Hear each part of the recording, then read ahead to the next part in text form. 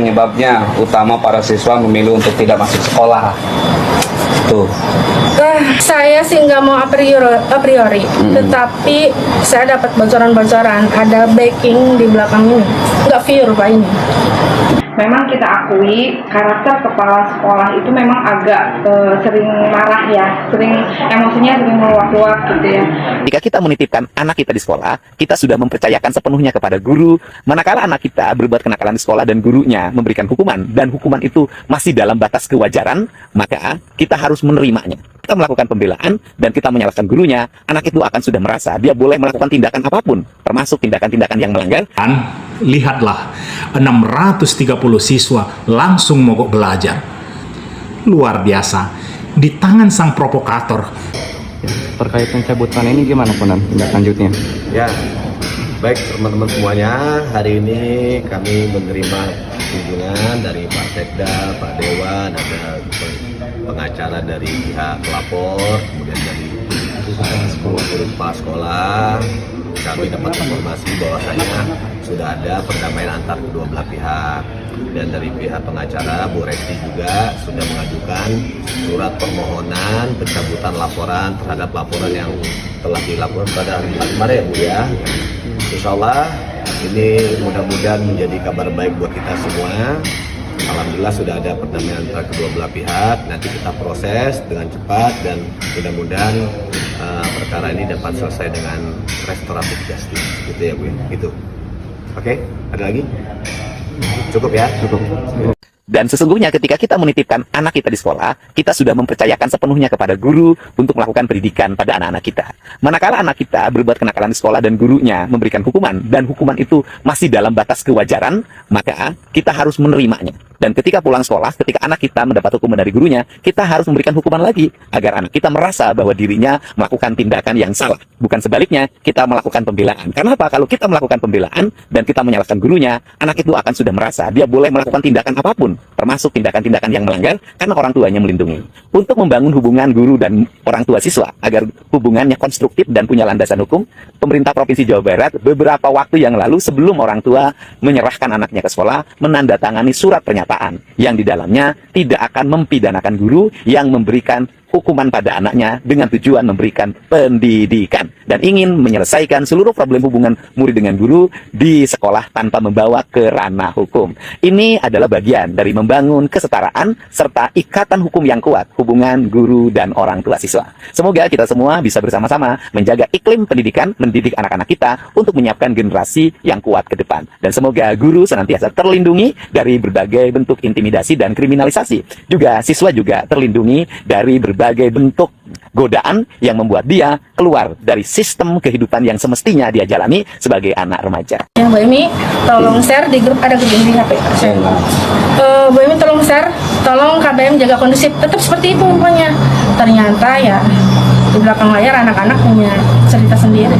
Pihak sekolah sudah mencoba komunikasi dengan orang tua murid ya Bu? Sudah. Sudah. Iya. Menurut Ibu apa penyebabnya utama para siswa memilih untuk tidak masuk sekolah? Tuh. Saya sih nggak mau a priori, tetapi saya dapat bocoran-bocoran ada backing di belakang ini, nggak pure Pak ini. Memang kita akui karakter kepala sekolah itu memang agak sering marah ya, sering emosinya sering meluap-luap gitu ya kepada anak-anak ataupun mungkin kepada dewan guru ya. Dan mungkin kejadian kemarin itu akumulatif dari kejadian kemarin ketika anak-anak mungkin ditegur diomelin di depan teman-temannya, di depan siswa yang lain. Memang kejadian kemarin itu Bapak ketika kita sedang Jumat bersih, semua kita melakukan kegiatan Jumat bersih dengan kegiatannya masing-masing, kayak wali kelas itu di kelasnya masing-masing, lalu bukan wali kelas juga kita dibagi zona ya, dibagi zona per zona gitu ketika kita sedang bersih-bersih. Memang pada jam itu mau sebentar lagi memang udah mau beres gitu, udah pada beres gitu. Biasa seperti biasa ya Pak, anak laki-laki mah biasa duluan gitu kan ke ke warung gitu. Nah setelah itu mungkin ibu kepala sekolah keliling ya Pak ya, dan menemukan siswa yang sedang merokok. Nah, di situ yang namanya anak gitu, jangankan ketemu sama kepala sekolah, ketemu guru aja kalau ngerokok kan panik, dibuang lagi rokok itu, lari pada lari kan anak-anak. Nah di situ ibu kepala emosinya meluap-luap, marah-marah kepada anak tersebut. Kayak gitu tuh. Ibu kepala memang baru pertama kali jadi kepala sekolah di sini ya Pak. Memang kalau dilihat dari sifatnya, Bu Emi bisa dijelaskan ya, memang agak temperamen ya, sering marah gitu kan. Jadi marahnya itu meluap-luap gitu. Cuma memang kalau main tangan, main pukul, emang baru sekarang gitu, baru kemarin gitu. Itu baru berapa bulan Bu jadi kepala sekolah? Memang udah mau 3 tahun Pak, tapi dia baru pertama kali jadi kepala sekolah di sini. Gitu. Udah 3 tahun dan memang selama 3 tahun juga memang banyak gitu siswa yang banyak yang kecewa juga dengan perilaku, dengan kata-kata. Bapak bisa lihat di video anak-anak yang beredar kan, begini kan ada kata anak-anak, ibu ini bukan sekali 2 kali kan gitu kan. Nah karena memang kalau dari bicara nada tinggi gitu kan, itu bukan sekali 2 kali kan, anak-anak juga Pak psikisnya juga mereka kalau diomelin di depan umum dengan nada yang sebetulnya gini Pak, kita tidak membenarkan anak merokok dan kita udah bertahun-tahun di sini tuh anak yang merokok itu pasti ditindak Pak, ada aturannya, ada kita hukumannya bagi siswa yang merokok sampai panggilan orang tua itu ada Pak gitu. Tapi tidak harus seperti kemarin gitu pernah dikumpulkan gitu ya tidak. Dan ya Bapak ini kita klarifikasi, sebetulnya anak-anak itu bukan demo kemarin, bukan demo, anak-anak itu malah disuruh oleh ibu kepala sekolah untuk kumpul di lapangan gitu, dikumpulkan sama ibu kepala sekolah ya, niat mungkin niat ibu kepala sekolah itu mau biar anak-anak tuh ini contohnya gitu ya, orang yang ini tuh merokok itu seperti ini gitu, tetapi anak-anak tuh tersulut emosi udah gitu disatuin kan namanya anak-anak bersatu gitu. Sebetulnya itu bukan demo sih Pak, itu dikumpulkan oleh ibu kepala sekolah sendiri kayak gitu. Saya nggak habis pikir itu adalah sama guru. Iya. Ketika dalang jadi pahlawan dan hasutan disebut kepedulian. Betapa mengagumkan negeri ini. Kita hidup di masa ketika seorang guru yang membenci kepala sekolahnya bisa menjadi pahlawan moral. Ia tak perlu berdiri di depan kelas, cukup berbisik di belakang meja guru. Sudah saatnya siswa bersuara. Dan lihatlah, 630 siswa langsung mogok belajar. Seolah keadilan bisa diperjuangkan lewat absen massal dan status WhatsApp. Luar biasa, di tangan sang provokator, sekolah berubah menjadi panggung drama, bukan tempat belajar. Ia bukan lagi pendidik, tapi sutradara emosi remaja yang dengan lihainya menulis naskah pemberontakan di tengah jam pelajaran. Sungguh, jika ada lomba menghasut dengan elegan, pialanya sudah jelas pada guru provokator itu. Dan alasan dibalik aksinya pun begitu mulia. Katanya demi membela siswa yang ditampar. Sungguh betapa luhur hatinya. Padahal di balik kalimat peduli itu terselip aroma ambisi yang tak kalah harum dari asap rokok siswa yang dibelanya. Sebab siapa tahu bila kepala sekolah tumbang, kursi itu bisa hangat diisi oleh tangannya yang lebih haus kekuasaan.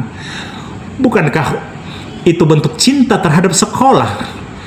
Cinta yang ingin menggantikan pimpinan, bukan memperbaiki keadaan. Dan ajaibnya, dunia pun bersorak memujanya. Ia disebut pembela kebenaran, bukan penghasut. Penggerak aspirasi, bukan penyulut anarki. Padahal Kitab Undang-Undang Hukum Pidana pasal 160 KUHP sudah lama menulis, barang siapa di muka umum menghasut supaya melawan penguasa yang sah dapat dipidana. Tapi siapa peduli? Bukankah hukum kini bisa ditafsir sesuai kepentingan? Dan niat jahat bisa disulap menjadi solidaritas. Kini semua pihak sudah berdamai. Siswa, orang tua, kepala sekolah, bahkan yang ditampar pun mungkin sudah tersenyum. Tinggallah sang dalang yang melenggang bebas. Langkahnya ringan, wajahnya bersinar penuh bangga. Ia berhasil membuat sekolah berhenti belajar, guru berhenti mengajar, dan sibuk mencari siapa yang salah. Sungguh mahakarya yang pantas diabadikan dalam sejarah pendidikan. Bagaimana menggoyang otoritas sekolah tanpa menyentuh papan tulis?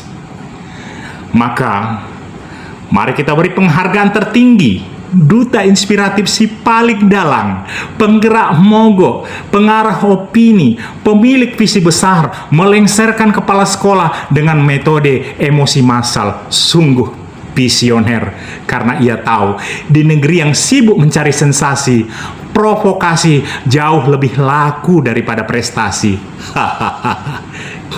Dan kepada para pejabat yang masih pura-pura tak tahu, tenanglah. Dalang itu kini mungkin sedang tersenyum di ruang guru, mungkin berencanakan hal baru sambil menyesap kopi, menunggu drama berikutnya ketika disiplin dianggap kekerasan dan kesalahan kembali berhak mendapat pembelaan. Dan guru provokator itu pun luput dari pantauan hukum, karena hukum dan pejabat-pejabat itu pun berada di pihak provokator itu sendiri. Selamat datang di Indonesia. Inilah pendidikan Indonesia. Saya Ingrat Silalahi, guru peradaban Indonesia dari Sumatera Utara. Horas. Jadi teman-teman, Bu Dini itu memang termasuk guru yang tegas. Tapi sekali lagi saya jelasin ya, tegasnya itu bukan tegas yang kaku. Bu Dini itu gampang senyum, murah senyum sekali. Aku masih ingat banget, murah senyum, gampang ketawa sama hal-hal receh gitu, Det. Tapi ya gitu, kalau sudah waktunya belajar, ya kita ikutin peraturan Bu Dini lah. Kan ya kita tahu waktu aja, tahu waktu kapan bercanda, tahu waktu kapan serius, ya kan. Bu Dini juga bisa menempati diri kok. Yang aku ingat banget itu, Bu Dini itu disiplin banget, jarang banget, aku nggak tahu pernah apa enggak Bu Dini itu izin atau nggak masuk pas pelajaran dia, aku nggak tahu ya. Tapi seingat aku, Bu Dini itu masuk terus, termasuk guru yang rajin gitu. Ya aku juga nggak kaget juga sih kalau Bu Dini sekarang jadi kepala sekolah, karena memang kinerja Bu Dini itu bagus guys, bagus teman-teman. Boleh ditanya kepada para alumni yang pernah diajar sama Bu Dini. Bu Dini itu cara ngajarnya bagus, disiplin. Jadi kalau ada yang bilang kepala sekolahnya galak lah, inilah itulah, aku pribadi kurang setuju ya, karena sepengalaman aku Bu Dini itu bukan galak, tegas, disiplin. Ya kalau salah, salah. Dan saya senang sama guru yang galak. Kenapa? Guru yang galak cenderung lebih membentuk watak dan karakter.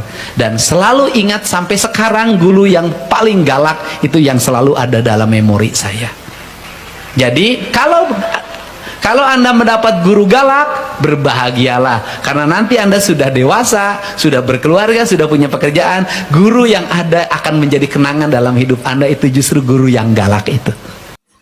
Nah tuh kan Bro Jen, setelah viral tuntutan si ini nih, orang tua siswa itu ke kantor polisi, akhirnya mau dicabut katanya ya, dan berujung damai.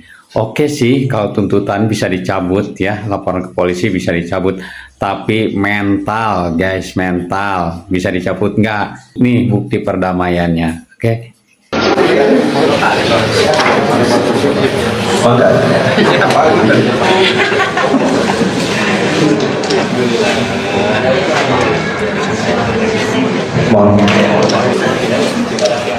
Mohon izin Pak Sekda Kabupaten. Pak Sekda. Pak Haji punya kebahagiaannya. Salaman dulu, salaman. Salaman dulu. Salaman. Salaman. Ya, Boleh berpelukan. Boleh berpelukan Ibu.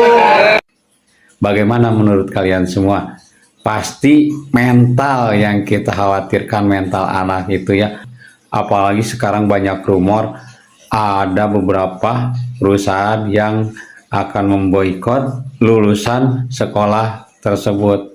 Oke, bagaimana? Lanjut di kolom komentar, terutama untuk guru ya, untuk guru yang bikin heboh kemarin. Oke. Nah teman-teman, itu dia saksi dari alumni SMN 1 Cimarga ya teman-teman, yang mengatakan bahwa Bu Dini ini tidak galak, tetapi memang mempunyai tipikal orang yang tegas ya teman-teman. Tetapi berbeda dengan salah satu guru yang mengatakan bahwa Bu Dini ini orang yang galak dan emosinya pun sampai meluap-luap ya teman-teman. Nah, apakah guru ini tidak menyukai kepala sekolah ini sampai-sampai ia tuh berani gitu menjelekan atau membuka aib ibu kepala sekolah di depan publik ya teman-teman. Seharusnya kan tidak boleh gitu, apalagi sesama guru. Dan ini Bu Dini itu kepala sekolah atau pemimpin ya teman-teman di SMN 1 Cimarga. Kenapa kok sampai berani gitu menjelekan atau membuka aib ibu kepala sekolah ini di depan publik ya secara terang-terangan ya teman-teman. Jadi muncullah spekulasi atau dugaan bahwasannya ibu guru ini tidak menyukai ibu Dini ibu kepala sekolah ini ya teman-teman. Dan netizen pun menduga bahwasannya ibu guru ini provokator atau dalang di balik mogoknya siswa SMN 1 Cimarga ya teman-teman. Jadi mereka tuh sampai mogok sekolah 2 hari ya teman-teman. Totalnya tuh 630 siswa ya teman-teman. Wah, banyak sekali ya. Nah, kita akan cerita sedikit mengenai adanya penamparan kepada siswa tersebut ya teman-teman. Dan sudah dijelaskan secara jelas oleh kepala sekolah ini, memang adanya penamparan tetapi tidak keras ya teman-teman. Dan karena siswa ini mental tempe, makanya dia mengadu ke orang tuanya. Dan orang tuanya pun tidak terima sehingga melaporkan kepada pihak kepolisian ya teman-teman. Nah, setelah ada permasalahan ini sempat viral kan teman-teman ya, viral di sosial media utamanya. Dan Kang Deddy Mulyadi pun sampai menanggapi persoalan ini dan mengatakan bahwa memang seharusnya guru itu mempunyai tipikal yang tegas dan galak ya teman-teman. Biar apa? Supaya siswa itu bisa terdidik ya teman-teman. Nah, dengan adanya pemberitaan ini, ibu kepala sekolah ini sempat dinonaktifkan ya teman-teman. Dan pada akhirnya ibu kepala sekolah ini diaktifkan kembali, dan orang tua dari siswa tersebut mencabut laporannya ke pihak kepolisian ya teman-teman. Dan kabarnya pun mereka sudah berdamai ya teman-teman. Nah, menurut kalian gimana pendapat mengenai persoalan ini? Coba komen di bawah ya. Jangan lupa like, komen, dan subscribe ya teman-teman. Tunggu video selanjutnya. Bye-bye.